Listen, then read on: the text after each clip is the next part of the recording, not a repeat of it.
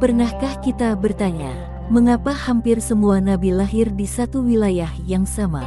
Bukan di tanah subur yang hijau, seperti Nusantara yang kaya rempah. Bukan di Cina, negeri dengan sejarah dan peradaban ribuan tahun lamanya.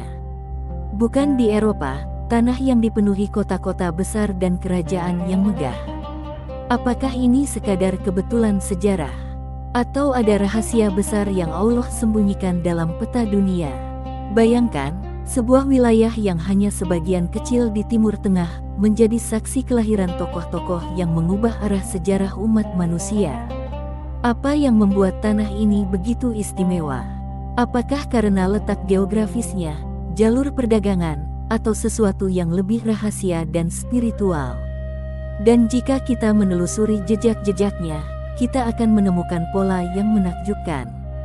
Setiap nabi lahir di tempat yang menjadi poros spiritual dunia. Setiap cerita, setiap mukjizat, seolah menegaskan bahwa Allah menyiapkan tempat yang tepat untuk misi besar mereka. Dari mana engkau datang?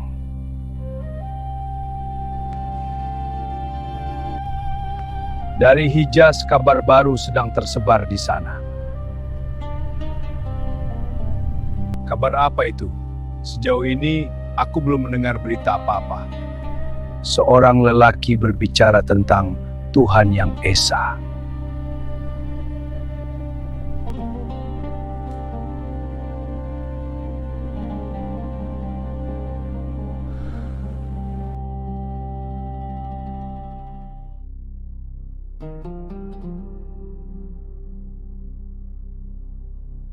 Bayangkan sebuah garis yang membentang di atas peta, dari tanah Irak yang kaya sejarah, ke Palestina yang penuh cerita, melewati Mesir dengan sungai Nil yang legendaris, hingga ke Mekah dan Madinah.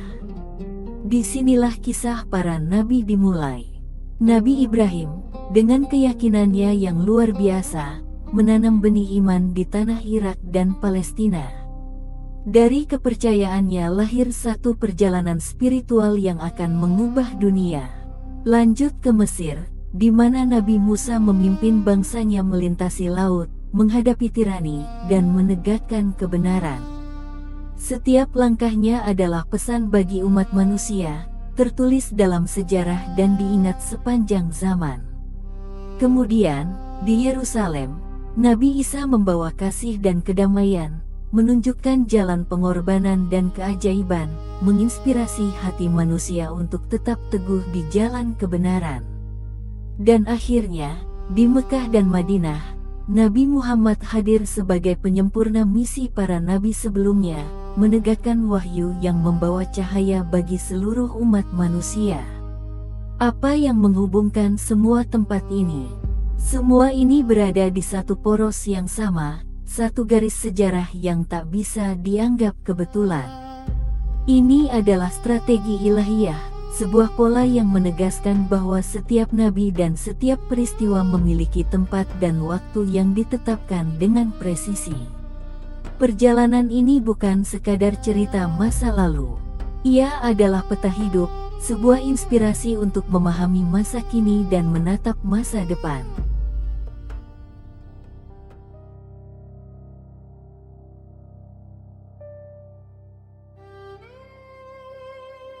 Timur Tengah bukan sekadar titik di peta.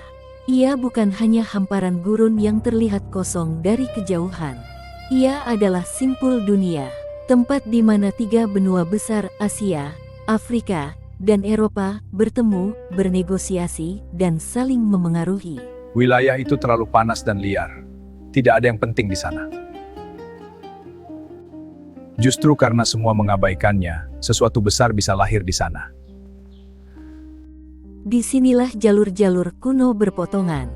Dari gurun Syam hingga Hijaz, dari lembah sungai Efrat hingga pesisir Laut Tengah, kafilah-kafilah unta berjalan tanpa henti. Mereka membawa sutra dari Cina, rempah dari India, emas dari Afrika, dan logam dari Eropa. Namun yang berpindah bukan hanya barang. Yang melintasi padang pasir itu adalah gagasan, keyakinan, teknologi, strategi perang, bahasa, dan ambisi kekuasaan. Di pelabuhan-pelabuhan kuno, para pedagang berbicara dalam banyak bahasa. Di pasar-pasar terbuka, filsafat bercampur dengan cerita rakyat. Di antara tenda-tenda dan istana, lahir perjanjian, pengkhianatan, dan aliansi. Di balik gurun yang tampak sunyi, berdiri kerajaan-kerajaan megah. Babilonia pernah menjulang sebagai pusat peradaban, dengan taman menggantungnya yang legendaris, simbol keindahan dan kecanggihan arsitektur kuno. Di sana, hukum ditulis, astronomi dipelajari, kota-kota dibangun dengan perencanaan yang belum pernah ada sebelumnya. Kemudian bangkit kekaisaran Persia, membentang dari sungai ke sungai, dari Asia Tengah hingga pesisir Laut Tengah. Mereka bukan hanya penakluk, tetapi pengelola wilayah luas dengan sistem administrasi dan jalan raya yang menghubungkan dunia. Sementara itu, Kekaisaran Romawi Timur menjadikan kawasan ini panggung politik dan ekonomi dunia. Konstantinopel mengatur arus perdagangan. Kota-kota Timur Tengah menjadi jantung pertukaran barang dan gagasan. Semua bertemu di sini, semua bersilang di sini. Timur Tengah bukan pinggiran, ia adalah poros. Setiap ide yang lahir di tanah itu tidak berhenti di batas gurun.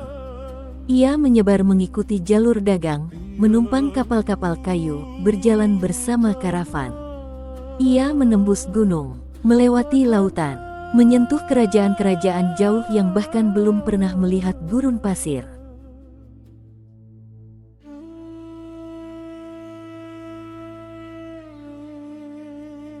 Gurun itu keras, bukan sekadar panas. Ia menguji. Pasir membakar telapak kaki di siang hari. Angin berdebu menamparkan wajah tanpa ampun. Matahari menggantung tinggi, seakan menantang siapapun yang berani hidup di bawahnya. Di tempat seperti itu, tidak ada ruang bagi keluhan yang berlebihan. Alam tidak memberi kenyamanan. Ia hanya memberi pilihan, bertahan, atau hilang. Namun justru karena keras, gurun membentuk manusia yang kuat. Orang-orang Arab hidup berpindah dari satu oase ke oase lain. Mereka membaca jejak di pasir seperti kita membaca huruf di kertas. Mereka mengenali arah hanya dari bintang. Mereka tahu kapan angin berubah, kapan badai datang, hanya dari aroma udara. Hidup di gurun menuntut kewaspadaan, ketahanan, dan ketergantungan penuh pada sesuatu yang lebih besar dari diri sendiri. Di gurun, manusia tidak dimanjakan oleh hasil bumi yang melimpah. Mereka tidak sibuk oleh gemerlap bangunan atau hiruk-pikuk kota besar. Yang ada hanya kesunyian dan langit yang luas. Kesunyian itulah yang mengasah batin. Orang Arab dikenal dengan daya ingat yang luar biasa. Mereka menghafal syair panjang tanpa tulisan. Kisah leluhur, hukum adat, garis nasab, semua dijaga dalam ingatan, diwariskan dari lisan ke lisan. Di tengah dunia tanpa buku dan arsip, ingatan adalah harta paling berharga. Setiap kata dijaga, setiap bait dipelihara. Salah menyebut satu nama saja bisa berarti kehilangan identitas. Tanpa mereka sadari, gurun sedang melatih mereka. Melatih fisik agar tahan, melatih pikiran agar tajam, melatih ingatan agar kuat, dan melatih hati agar peka. Ketika wahyu turun di tanah itu, kepada seorang nabi di tengah masyarakat yang terbiasa menghafal dan menjaga kata, mereka telah siap. Bukan hanya siap mendengar, tapi siap mengingat, siap menyampaikan, siap menjaga setiap ayat tanpa mengubah satu huruf pun.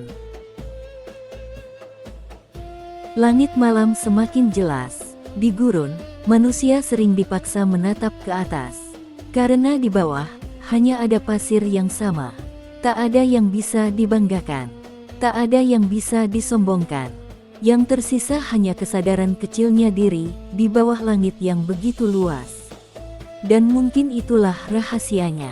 Di tempat yang paling sunyi, hati paling mudah mendengar. Di tempat yang paling keras, jiwa paling mudah ditempa.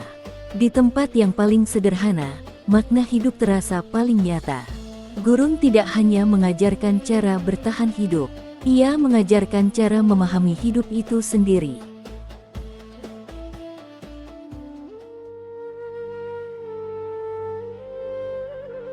Bahasa Arab bukan sekadar rangkaian kata. Ia lahir dari padang pasir yang sunyi, dari kabilah-kabilah yang menjaga kehormatan dengan syair, dan dari generasi yang menjadikan lisan sebagai penjaga sejarah. Di tanah yang keras itu, kata-kata bukan hiasan. Kata-kata adalah identitas, adalah kehormatan, adalah warisan. Bahasa Arab padat makna. Satu akar kata bisa melahirkan berbagai bentuk, dan setiap bentuk membawa nuansa berbeda. Satu susunan bisa menggetarkan hati, susunan lain bisa mengguncang jiwa. Ia berirama, tapi bukan sekadar indah. Ia terstruktur, tapi bukan sekadar rumit. Di dalamnya, makna tersimpan rapat seperti permata di balik huruf-hurufnya. Dan dari seluruh bahasa di muka bumi, inilah bahasa yang dipilih Allah untuk menurunkan Al-Quran. Bukan tanpa alasan.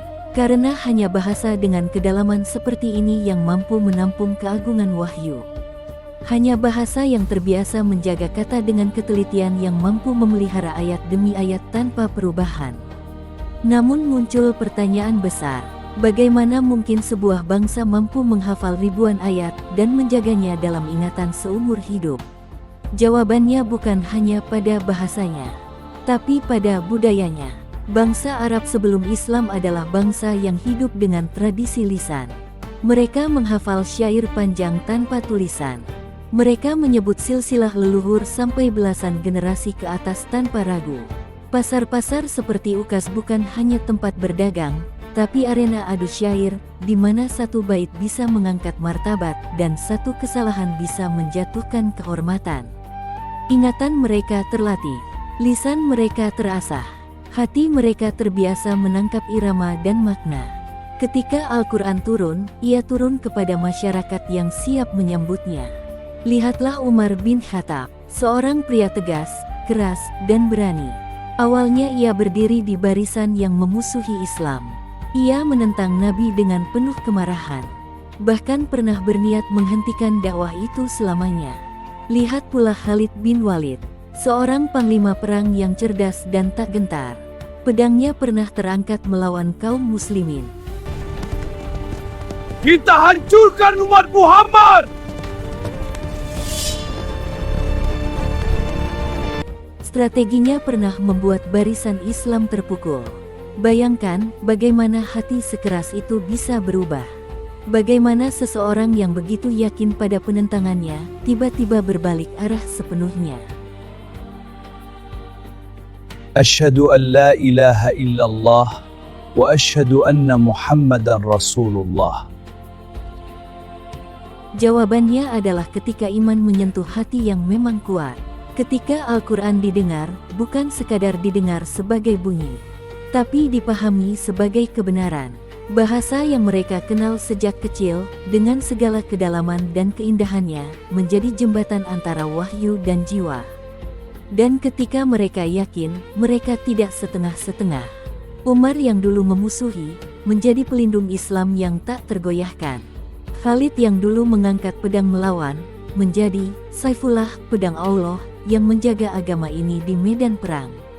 Kekerasan mereka tidak hilang, keberanian mereka tidak melemah, karakter kuat mereka tidak berubah.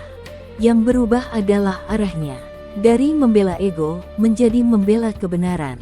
Dari menjaga kehormatan kabilah, menjadi menjaga kehormatan agama. Inilah bangsa yang keras. Tapi jika sudah yakin, mereka tidak akan mundur. Mereka menjaga apa yang mereka percayai, sampai napas terakhir. Bahasa Arab bukan hanya alat komunikasi. Ia adalah wadah makna. Bangsa Arab bukan hanya komunitas manusia. Ia adalah karakter yang ditempa oleh alam dan tradisi. Ketika bahasa yang dalam bertemu dengan hati yang kuat, lahirlah peradaban. Dan dari sana kita belajar satu hal penting.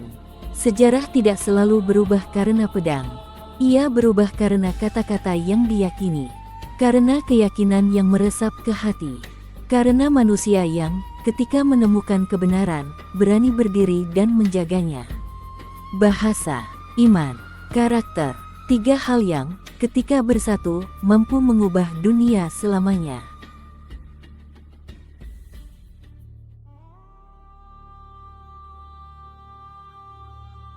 Bayangkan dunia yang tak tenang. Para nabi tidak lahir di masa damai. Tidak di dunia yang nyaman, tidak di dunia yang stabil. Mereka lahir di tengah badai, di tengah kerusakan, di tengah kesulitan yang tampak tak teratasi. Nabi Musa muncul di tengah tirani Fir'aun. Bayangkan istana megah yang menindas rakyat, sungai Nil yang menjadi saksi ketakutan, dan sebuah bangsa yang menanggung penindasan selama berabad-abad.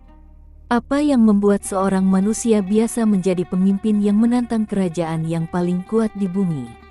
Nabi Lut hidup di tengah kerusakan moral, di kota yang tenggelam dalam kemewahan, namun hati manusia telah jauh dari kebaikan. Jalanan dipenuhi kebohongan, keserakahan, dan perilaku yang merusak.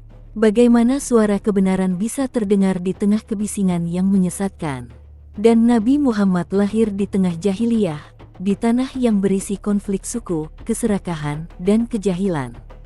Kota Mekah, pusat perdagangan, juga menjadi pusat ketidakadilan. Mengapa seseorang yang lahir di tengah kekacauan mampu mengubah dunia? Karena Nabi bukan sekadar guru. Mereka adalah agen perubahan, pembawa cahaya di tengah kegelapan. Mereka muncul ketika dunia paling membutuhkan arah, ketika hati manusia paling siap menerima kebenaran. Dan Timur Tengah saat itu bukanlah tanah biasa. Gurun yang keras, kota-kota yang sibuk, dan kerajaan-kerajaan yang kuat, semuanya membentuk panggung yang siap bagi perubahan besar. Apa yang membuat tanah ini begitu unik, sehingga sejarah dunia bisa berubah di sini, dan ide-ide yang lahir di sini bergema hingga ke seluruh penjuru bumi. Setiap nabi lahir dengan misi, setiap wahyu turun di tempat yang tepat, setiap jiwa dipersiapkan untuk menampung perubahan yang akan mengguncang dunia. Dan kita, menatap kembali, bisa melihat pola yang sama, bahwa dari kesulitan lahirlah keberanian, dari kekacauan lahirlah harapan, dan dari Timur Tengah lahirlah perubahan yang membentuk sejarah manusia.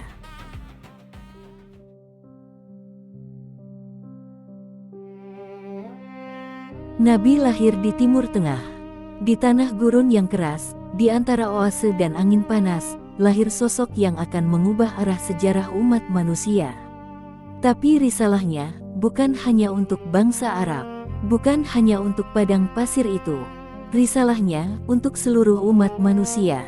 Bayangkan sejenak, bumi ini terlalu luas, namun satu cahaya mampu menembus segala batas. Kita mungkin tidak lahir di padang pasir. Kita bukan bangsa Arab, namun cahaya itu sudah sampai ke rumah kita, ke kota dan kampung kita, ke sudut-sudut kehidupan yang mungkin tak pernah kita sadari sebelumnya. Apa yang akan kamu lakukan ketika sejarah bukan lagi cerita orang lain, tapi cerita kita sendiri? Kini, kita bukan sekadar penonton sejarah. Bismillahirrahmanirrahim. Alhamdulillahi Rabbil Alamin. Kita bukan lagi yang melihat dari jauh, mendengar kisah-kisah kuno, atau membaca catatan lama. Kita adalah pewarisnya. Pewaris warisan yang dibawa oleh cahaya itu, yang menembus waktu, melintasi benua, dan menyentuh hati setiap manusia yang bersedia mendengar. Semoga kita mampu menjaga cahaya itu, sebagaimana para nabi menjaganya dengan pengorbanan. Amin ya Rabbal Alamin. Terima kasih sudah menyaksikan tayangan kita hari ini. Ingatlah bahwa setiap cerita memiliki waktunya sendiri untuk diceritakan. Wassalamualaikum warahmatullahi wabarakatuh.